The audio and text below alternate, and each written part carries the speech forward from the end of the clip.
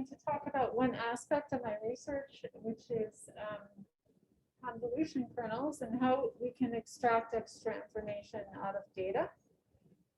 Most of my research has been, even when I was at a foreign institution, most of my research has been funded by the Air Force.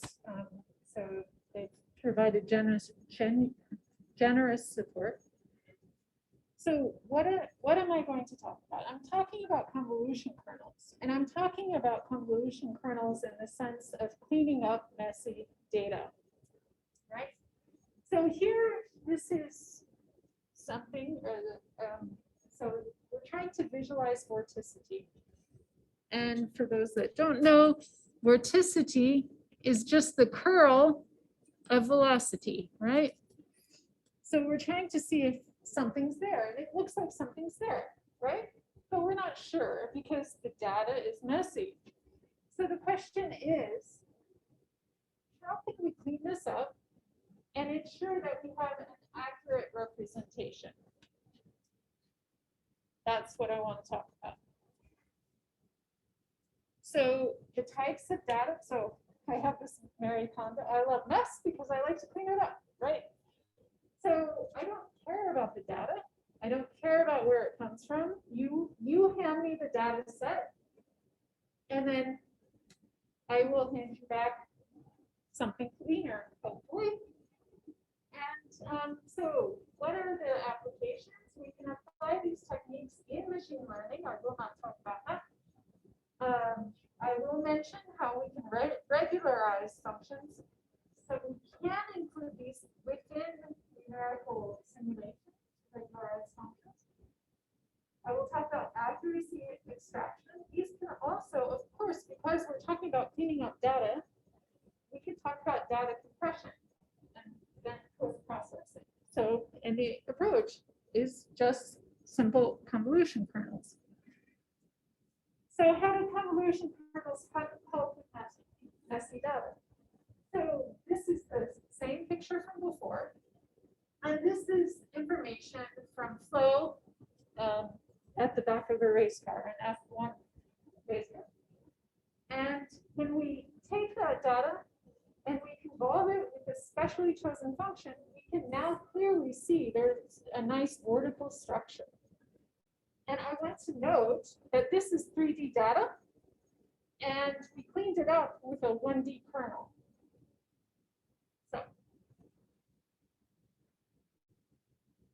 So what are convolution kernels for people that might not know? If we look at this blue line, or look at the blue line, and the blue line is our original function. And this yellow box is our convolution kernel. And we see that the convolution is just passing through the solution, and it's going to modify the solution so that after it passes fully through the domain, down here, the dashed line is what we obtain when we convolve the solution. So it's much smoother. And the question is, how do we ensure an accurate representation? Remember that. Another application that you've probably seen with convolution kernels is noise reduction.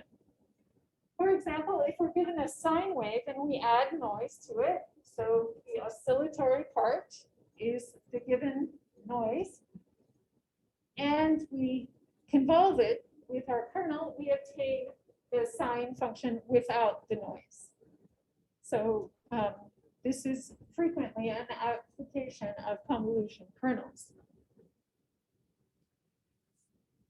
So how does this work?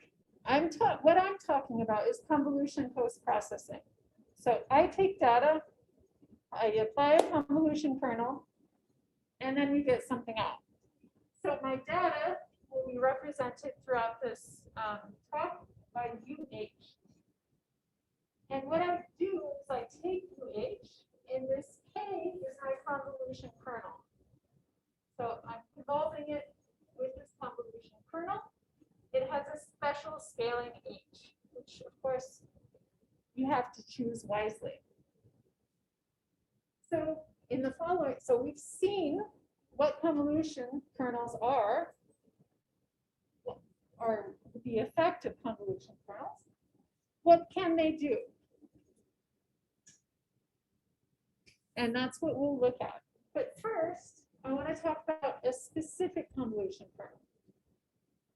Basically, what I want to do in my convolution kernel is just take a linear combination of function translates. So in this linear combination, there are two parameters. There's the kernel weights, and then there's the function that we choose. I have not chosen a function yet.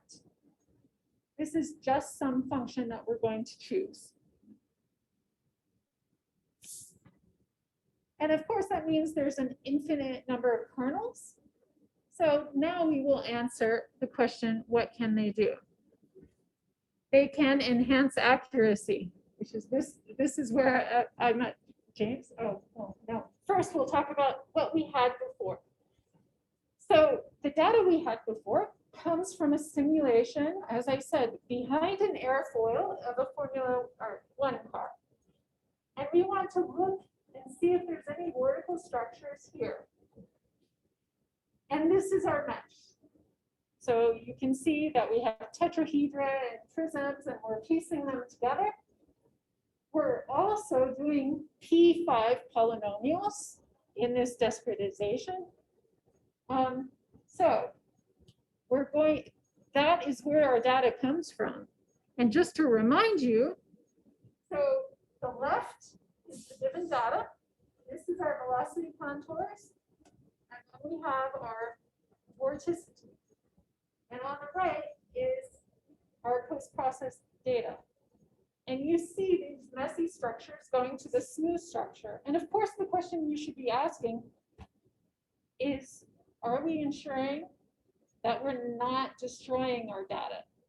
Are we ensuring an accurate representation?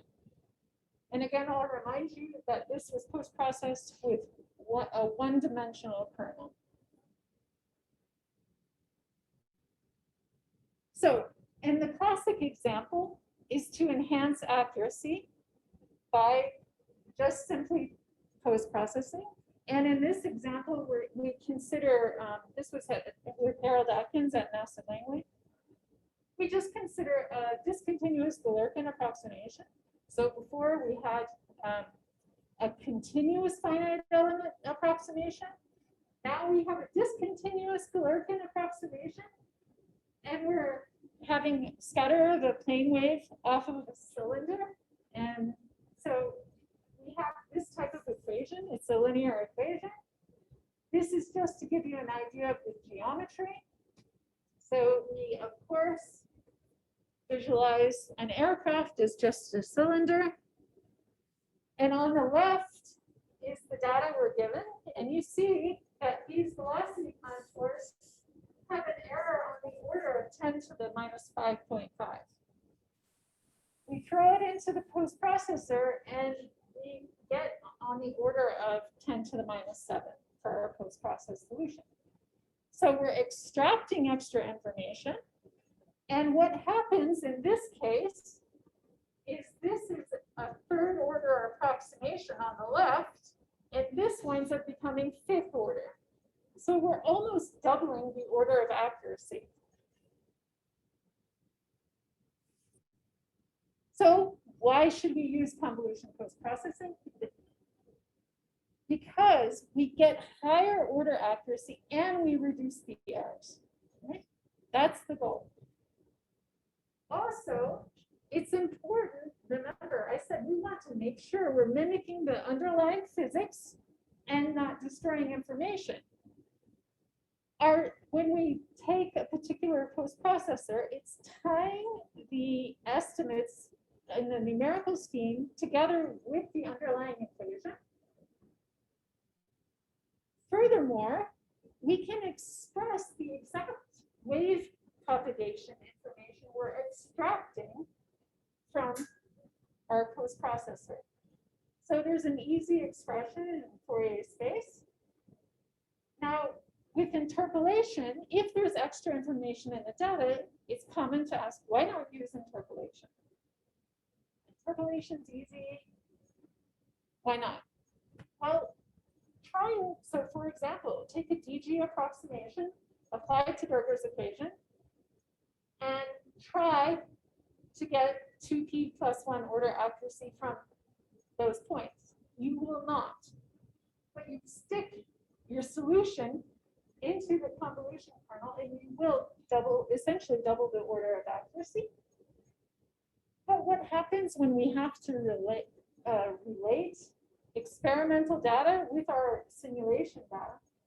In that case, it allows for a quasi-interpolation point of view. Excuse me. Yeah. I ask a question. So, after this kind of post-processing is complete, you get a better accuracy.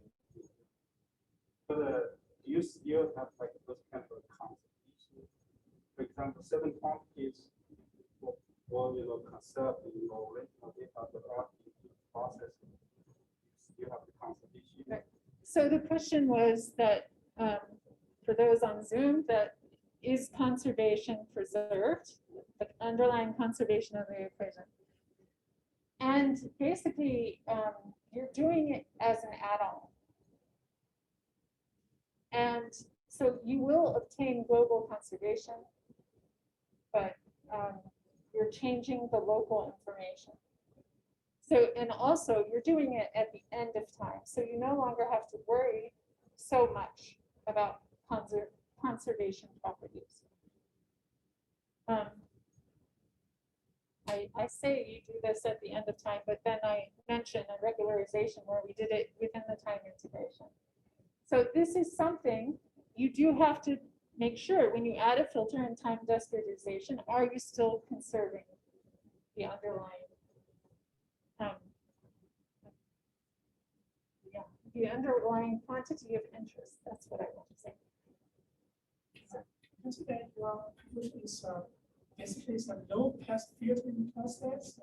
Yeah, essentially.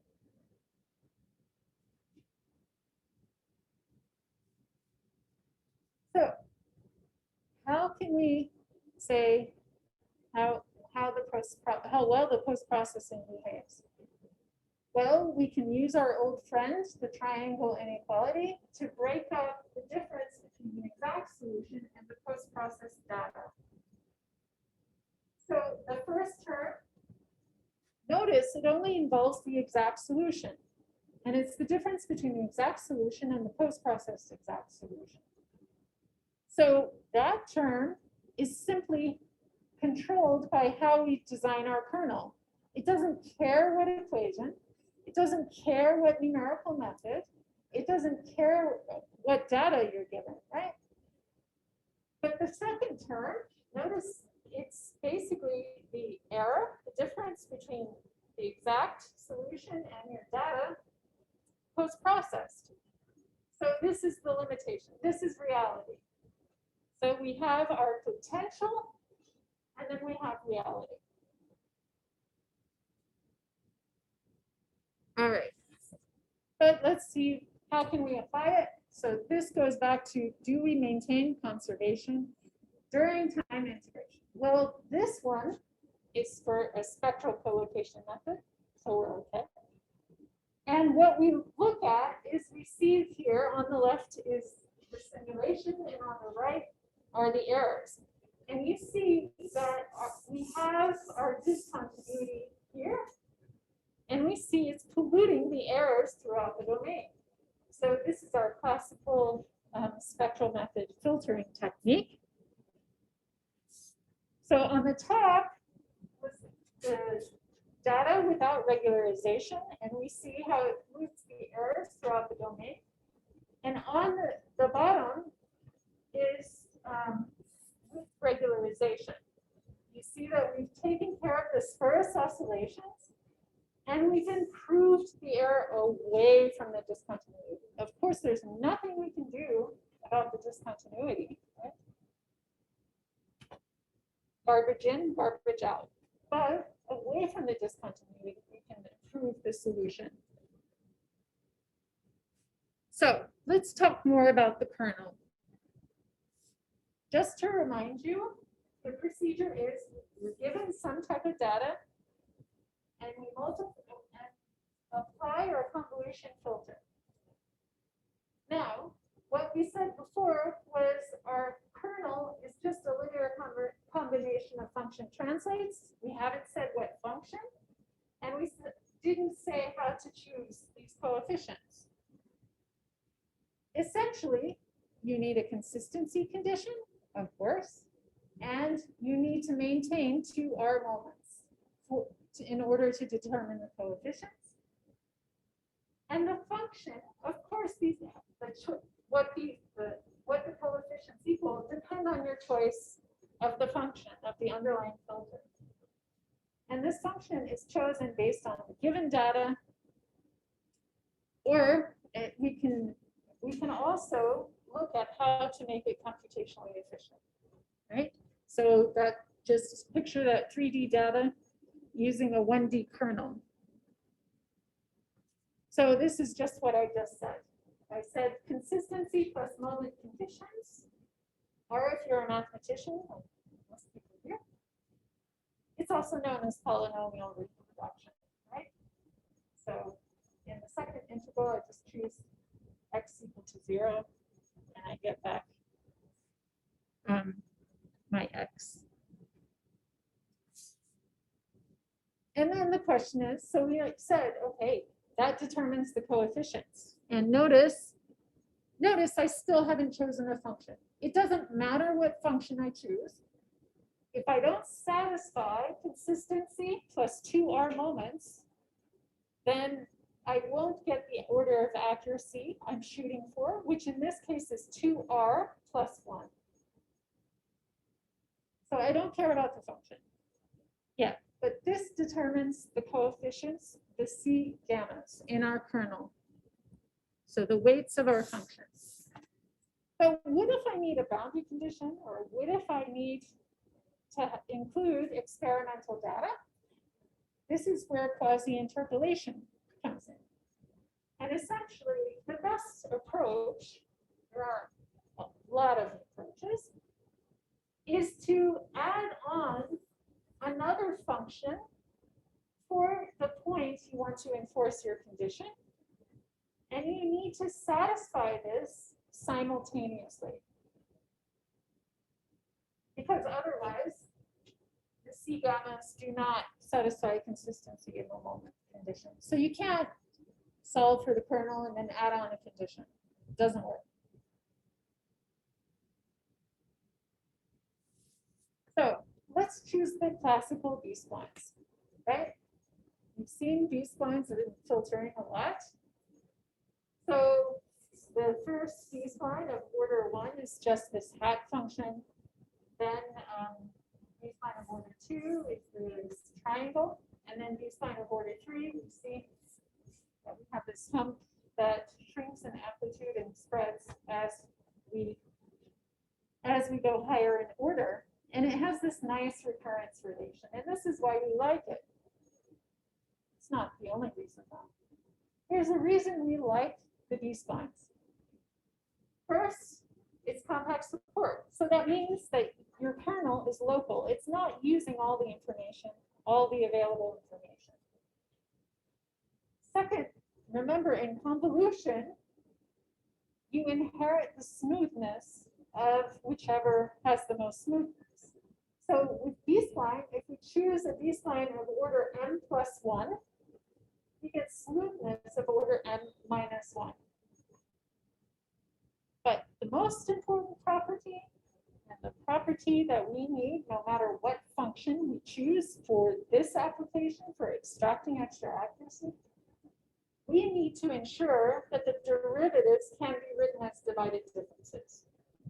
So we can change the function, but we want this last property. So what happens when we use a linear combination of B-splines? On the top, if we look, this is usually what we apply to piecewise linear approximations. we take our 3D splines and we obtain our kernel that solves consistency in 2-moment conditions, and we obtain the right function. And notice the B splines are positive, but then we have the coefficients, and then we have part of our kernel is negative.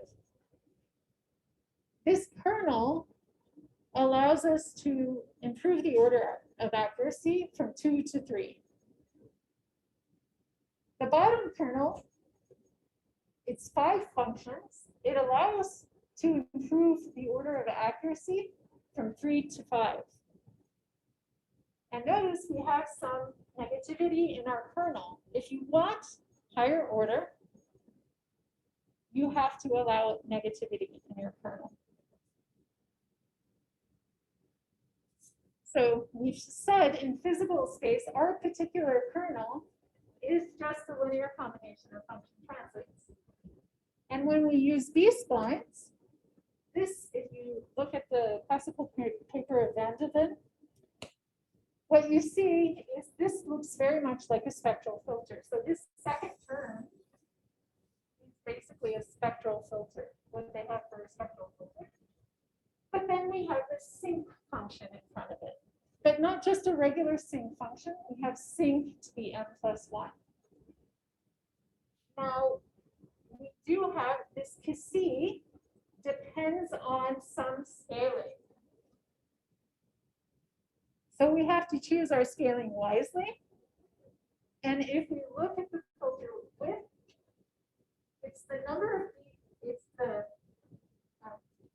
it's 2 RB splines, which is the number of moments we satisfied plus n+1, the order of the B spline. Right?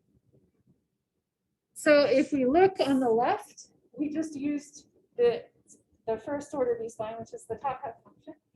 And you see that the top hat function allows these oscillations. And in this, we have 2, 4, and 6 moments. And basically, if you look at the number of moments, it will capture a bit more of this information around the point being post-processed. So the more moments, the more information you're capturing. But you can see that these oscillations are damped away from the point. So if we use low order B splines, we're allowing oscillations. If we use higher order B splines, we're suppressing them, right?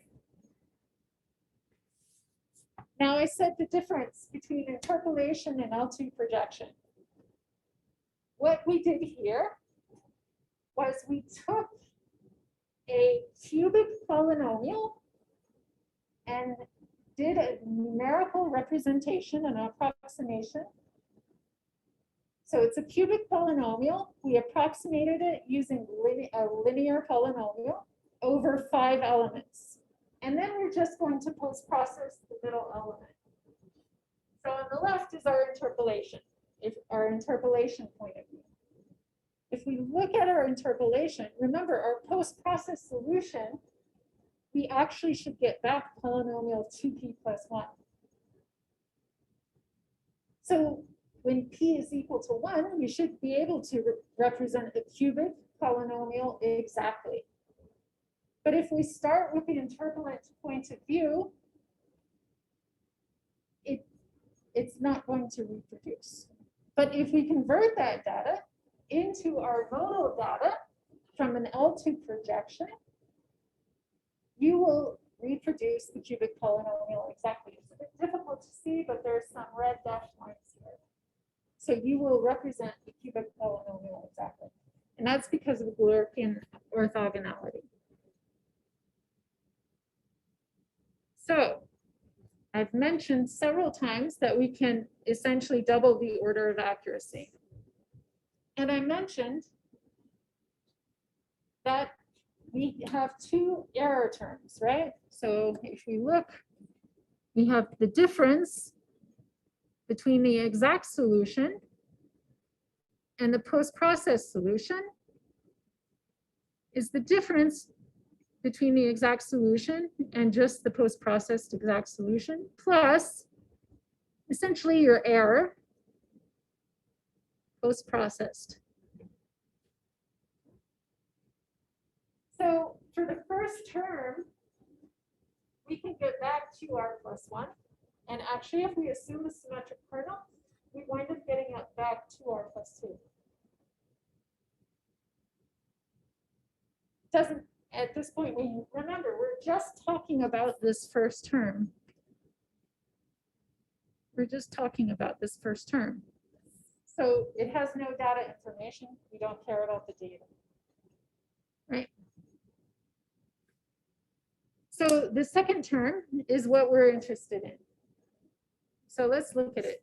We already said convolution kernels do noise removal. So if we look at a DG approximation, a piecewise linear polynomial approximation, and we look at a very simple UT plus UX problem with periodic data, and we solve for long times, this is approximately 5 periods in time, what you see for different meshes, 10, 20, 40, 80, 160 elements, we have this oscillatory behavior. Furthermore, it's third order on the left. That's our DG data. And on the right, when we hit it with a convolution kernel, we've cleaned up the data, right?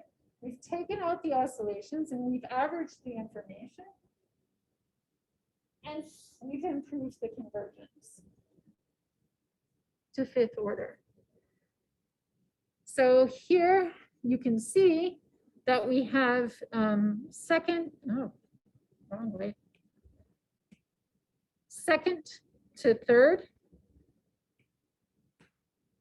third to fifth, and then the green, of course, will be our fourth to seventh, and then our purple is fifth to ninth, right? So these are our convergence steps, and these are the order of accuracy. And this is just an example kernel to see how it improves the order of accuracy over one domain. So you can see at 0, that's the point it's being applied. And so it will become smoother as we apply that. So if the data is smooth, what happens? I don't still see this comment. No, the data is smooth in this case. In this case, it's just a sine function, right?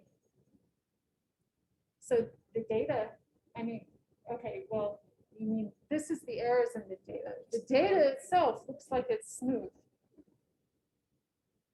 You can't see the discontinuities in the data here.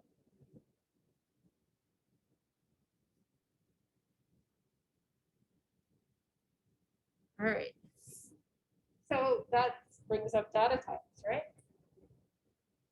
Remember, we have the two estimates. So we have the potential, which is just how we design the filter, with reality, right? Which is, what is our data? What are the errors in our data? So we don't really care what our data is, right? So I've shown you continuous Galerkin, spectral collocation, DG, and continuous Galerkin. Yeah, I already said continuous Galerkin. All right. And we don't care if it's a multi-dimensional problem. And in this case, we also have applied it to finite volume data during time evolution. This is the active flux method, which for those that don't know the active flux method, this is essentially evolving the cell average and the 2 points on the boundary in 1D. And it's a third order method, but with post-processing, you can get fourth order. So if you look at these plots, you see on the far left, we have the errors in the active flux. The second plot shows a bit of order improvement in the errors, error reduction. We see we still have these oscillations, but of course we can clean this up. So we can also apply it to finite volume data. All right, so let's talk about the reality, right? Reality means, what is our equation? What is the underlying mesh geometry? What is our, how was the information generated, right? So in general, if we would talk about DG, we would have delta x to the s, where s depends on the choice of the B-splines. And of course, it depends on, in this case, if we choose 2p plus 1 B-splines, we get this type of accuracy. And what this depends on, remember, I said the divided difference estimates were crucial. If you look, we need a stability estimate, not just for the error itself, but for the divided differences of the error. We need them all to be of the same order. This happens naturally for finite element methods. The proofs are difficult for nonlinear equations, but you can do it. Secondly, you essentially have to wind up solving an inverse problem, because this here winds up being, if you want to look at the difference at the final time, then you look at it from the initial time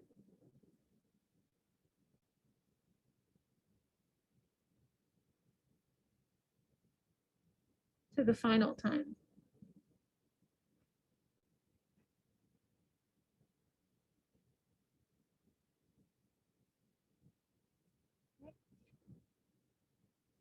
So you don't want to apply the fundamental theorem of calculus here. What you want to is you want to look at what you can obtain from this relation for the data. And that relies on also, that relies on the underlying equation, right? So, as I said, the derivatives of the kernel can be written in terms of divided differences, right? So this allows the stability. This allows us to exploit. The reason we do that is it allows us to exploit the stability estimates. That's what we're doing. That's how we don't reduce the order of accuracy. And that's how also we're not looking in the usual L2 norm. We resort to a negative order norm. But what about efficiency in multi-D? I showed you that plot at the beginning.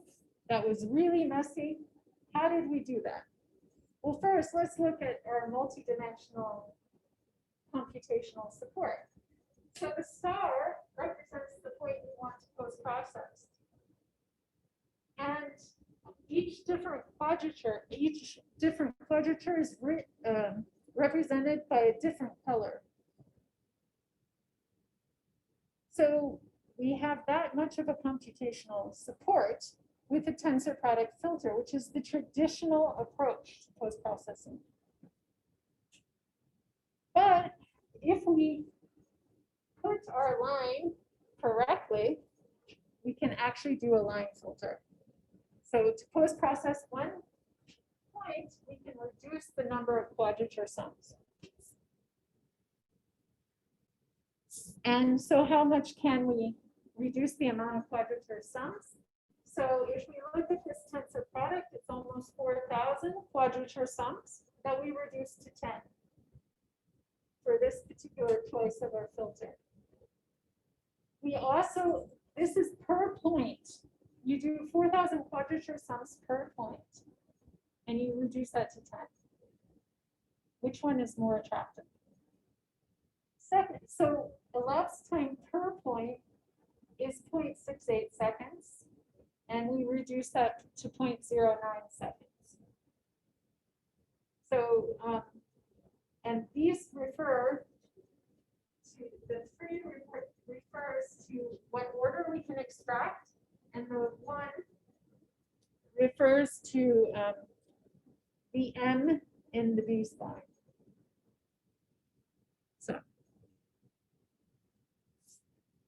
So if we look at the line SIAC filter, so what can it do?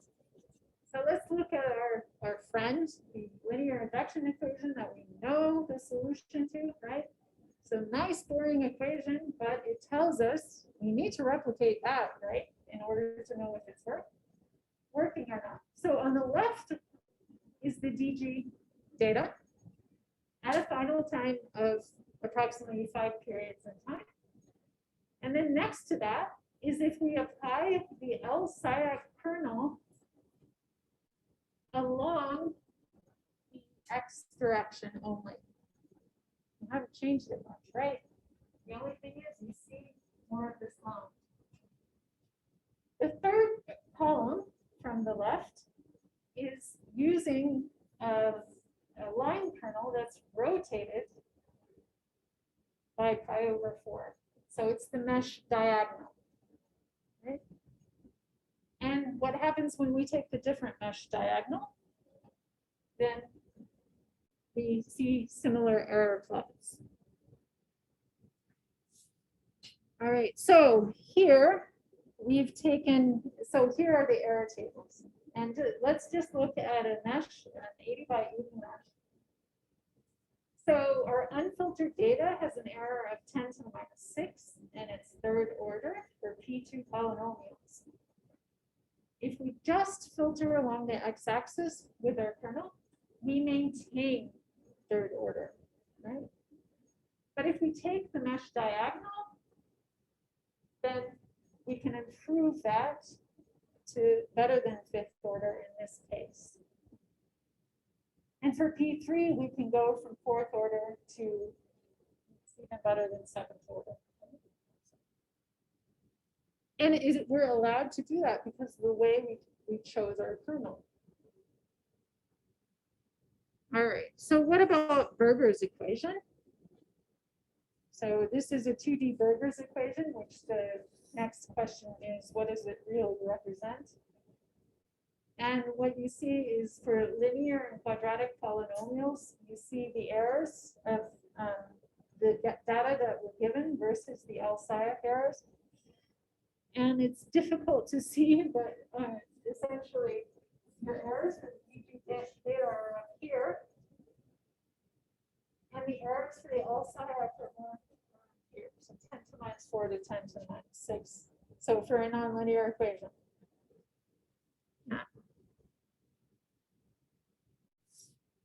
So you see, you don't see such clear convergence here, but you do see that you're going from second order to approximately third order when it settles down. And I don't know what happened for P2 polynomials. Check that. Now the question is, how did we place what direction was our kernel, right? Because now we have a nonlinear equation. What is the direction we should place our kernel? All right. So, but we want a geometrically flexible kernel, right? So what happens when we change our mesh geometry? We have this scaling parameter, this h, in our mesh geometry. How should we choose this h?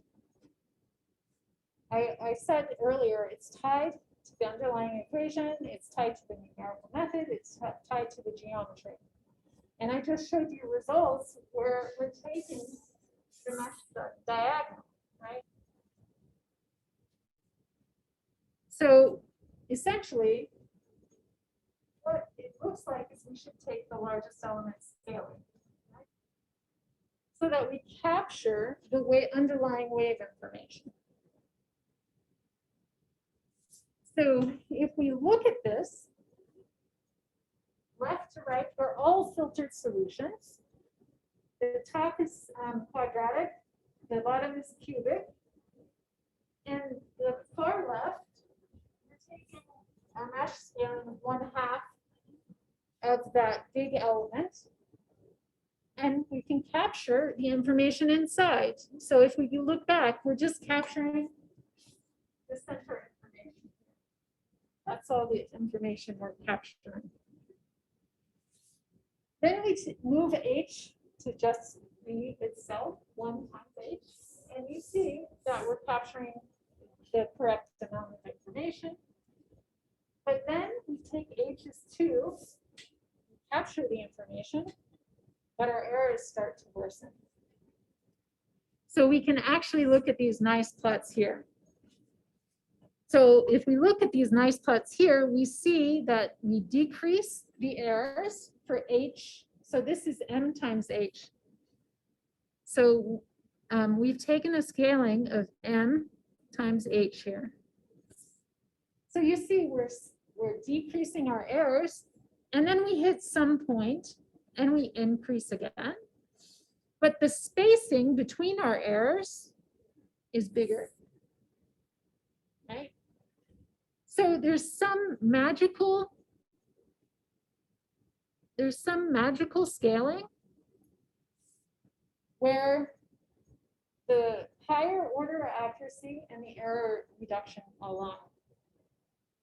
And for linear equations, it seems to be when we have H is 1. So we can look here, H is 1 here as well.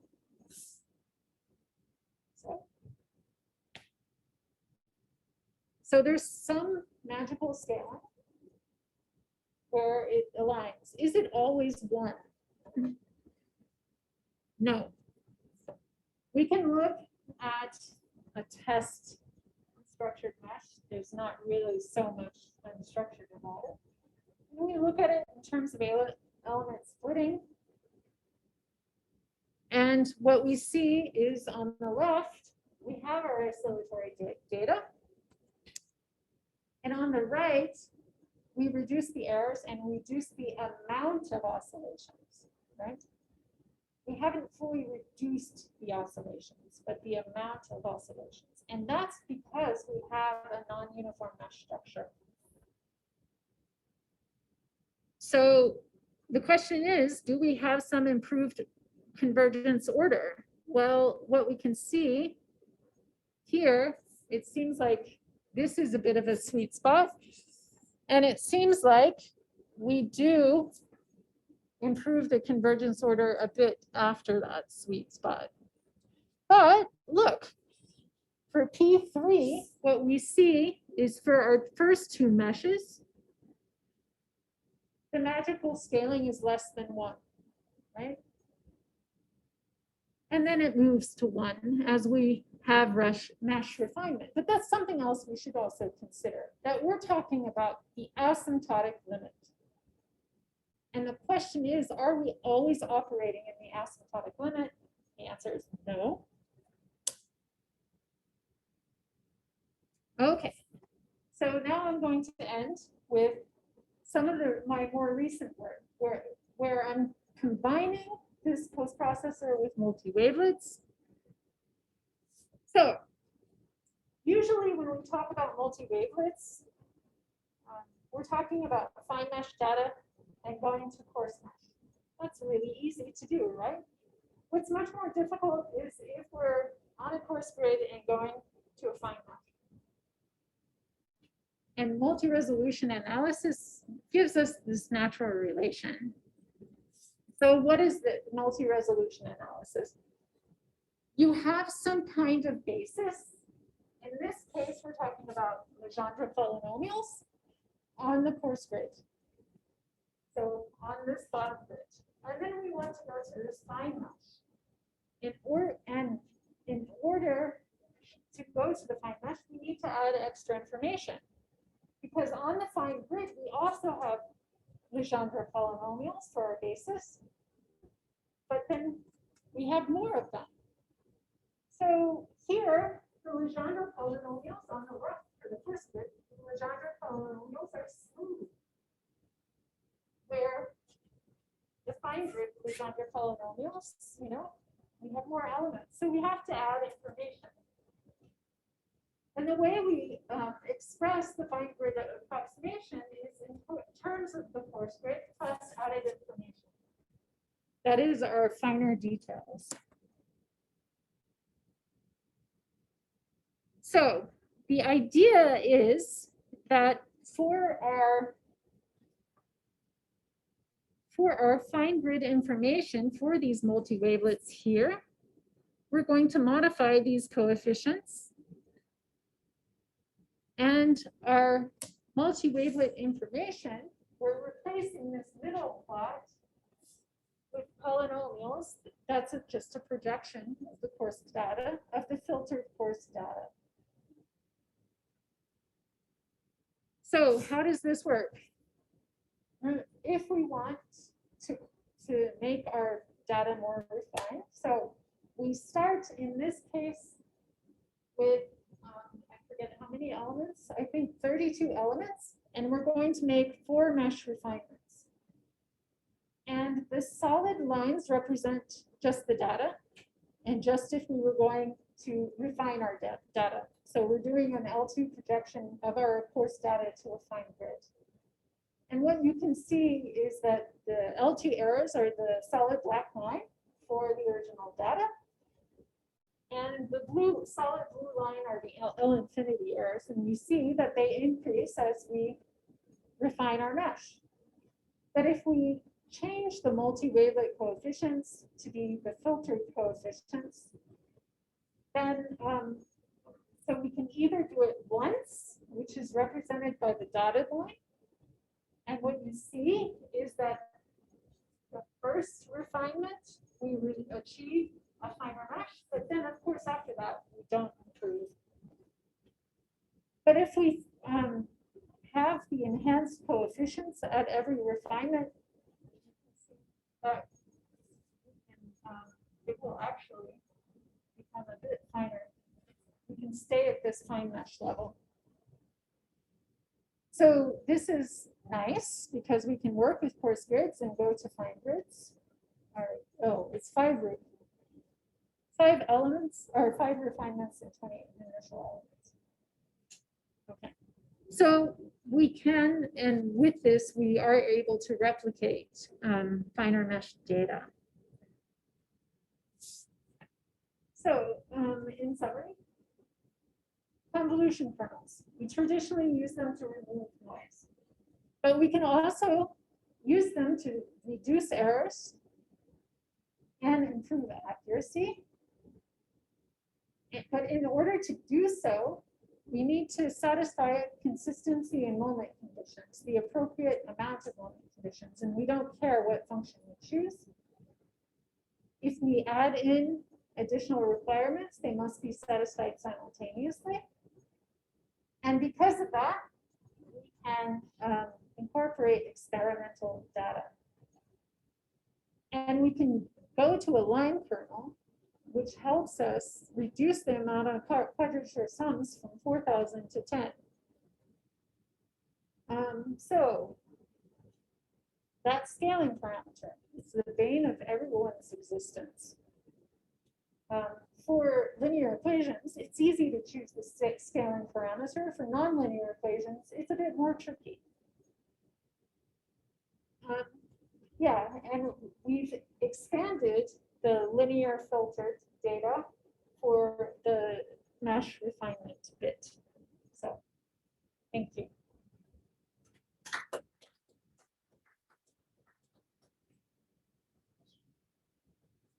I named this what aside somewhere. So I remember that initially your field is applied dimension as 1D. One. Yeah. So I'm presenting 1D data so you can easily visualize it. Yeah. So you dimension wise or you can. So no. So remember, if you apply it along the line, let's see, maybe. If you apply it along a line, so if we go back to our line, this data, if you only apply the 1D filter along a line, here it's applied along the line X. See, it's moved in that direction, and you see that you do have reduced errors in that direction. But overall, your errors are still similar to the original errors. Actually, it's very difficult to see. But yeah, you see that there's like this box here. So you improve it, but not as much as if you choose the mesh diagonal. And I believe with Berger's equation,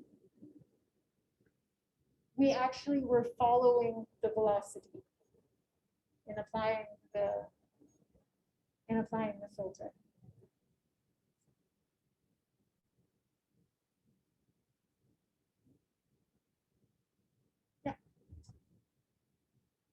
So if I think about why it works.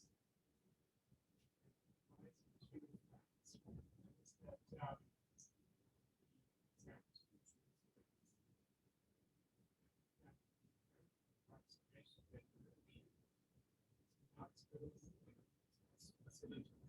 So it actually doesn't rely on these facts. I mean, to get the error analysis, then of course you assume your solution is smooth.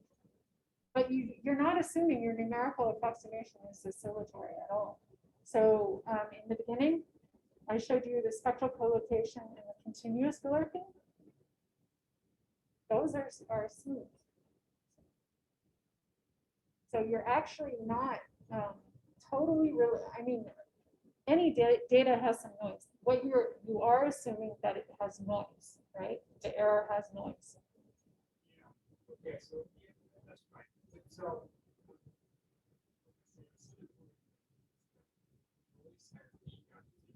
Mhm.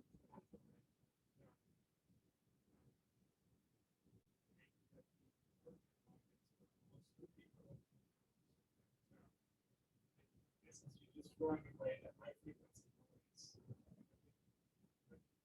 That's an assumption, right?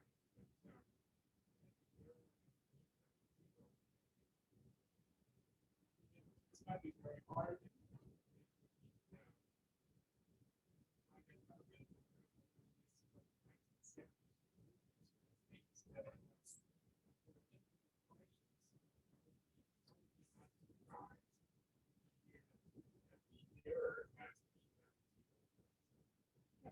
Yeah, actually, it was originally for finite element methods, regular standard finite element methods for elliptic equation.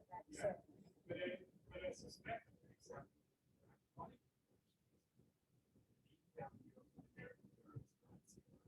actually, so that's what I do in my PhD in, is hyperbolic equations, and that's the example that I presented. So if we go back to this is our hyperbolic equation here. Ut plus ux is 0. You see that it's working, and we can prove it. But we have to look in the negative order norm. The negative order norm tells us the period cycle of oscillations, right? So, and to do that, we're essentially looking at the inverse. For nonlinear equations, now maybe this is your point, is for nonlinear equations, it's not easy to find the correct inverse problem, right?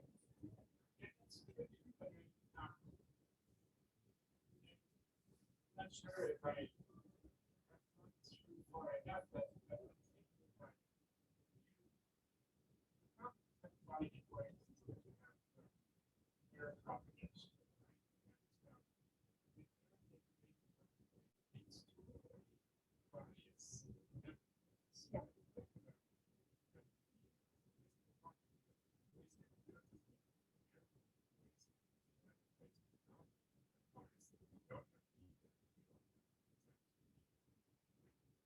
so you expected that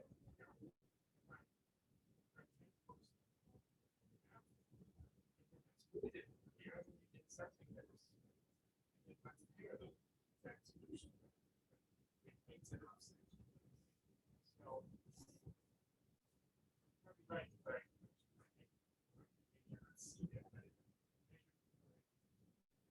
No, is it actually we were bounding the L2 norm by the negative order norm. We get better convergence rate. Now, maybe what you're thinking is when we need a limiter or something, or using this as a stabilization technique for DG. So in this case, you need to ensure you're also doing conservation, as mentioned earlier, regarding the conservation. So I think that's what you're thinking of, is when there is a discontinuity propagating through the domain, you have these errors that are polluting the errors around your domain. Now, if you filter away from the discontinuity, you're going to recover your full error order of accuracy of your error. The question is, near the discontinuity, what is going on? But then you're having the information move one direction, right? And you're filtering behind the shock.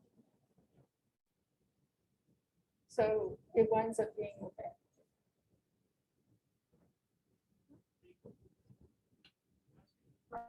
Of course. So if you apply a filter, right, say you 10 points with some time.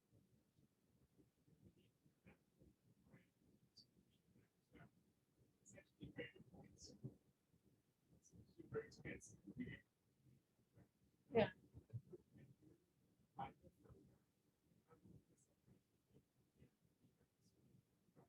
It takes approximately one time step. Now keep in mind, I'm doing this as a post-processor usually. Now if I apply it that one time step during time integration, of course it's going to be expensive, but then you need to compare the cost of using other stabilization techniques. For example, if you're using a global filter, right, you're evaluating everywhere. So that's something that we have to consider. No. Yeah, that's about how long it takes is about one time step.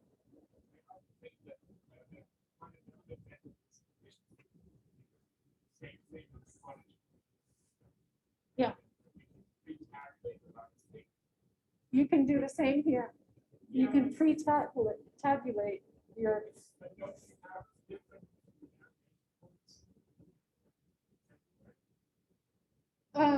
No, you can choose to only evaluate it at the nodes that are in your finite element solution, and you can make your kernel just be some huge matrix. So, for example, in 1D, the 1D kernel, you have something that depends on the number of B-splines, something that depends on the order of your underlying numerical solution, and then something that depends on the number of evaluation points. So you have a 3D array that you're multiplying by your data that's at one point. Yeah, yeah.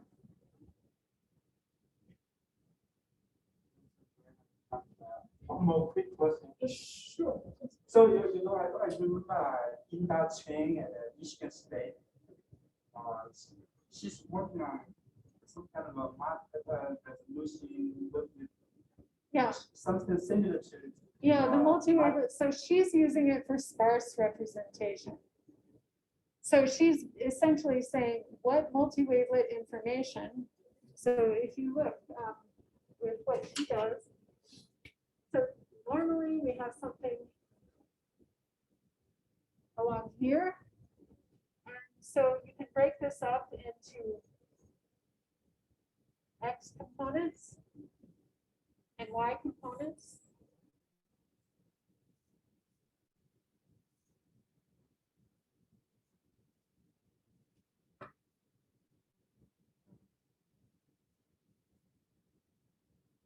Let's see. Something like this. So you can break it up into X components and Y components so that you would have for, this would be a quadratic solution. You would have a 9x9 array of different functions. And what she does is she examines what are the particular functions that you need. And she's found that actually you can just take these functions. So that's base functions when you solve the equation. Yeah. Yeah, she's looking at the functions when you solve the equation. So. And then you are using it here for. So I'm trying to use it when I go from here to here. I'm trying to extract more information, right?